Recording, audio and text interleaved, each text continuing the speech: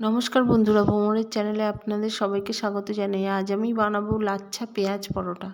চলুন বন্ধুরা, তাড়াতাড়ি দেখে নিই।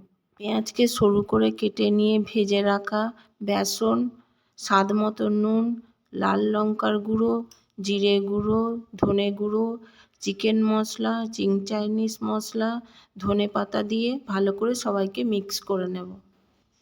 এরপর বড় সাইজের দুটো রুটি বেলে নেব। রুটির ওপরে পেঁয়াজের মিক্সচারটা এইভাবে দিয়ে দেব। পেঁয়াজের ওপরে চিজটা গ্রেট করে দেব। চিজ ভালোভাবে দেয়া হয়ে গেলে ওপর থেকে আর একটা রুটি এইভাবে দিয়ে দেব। ছুরির সাহায্যে এইভাবে কেটে নেব। পরপর এইভাবে রোল করে নেব।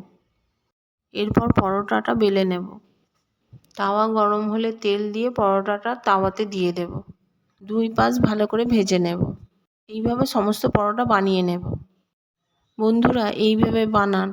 লাইক, শেয়ার, সাবস্ক্রাইব করতে ভুলবেন না। আবার দেখা হবে নতুন কোনো রেসিপির সাথে। ততক্ষণ ভালো থাকুন, সুস্থ থাকুন।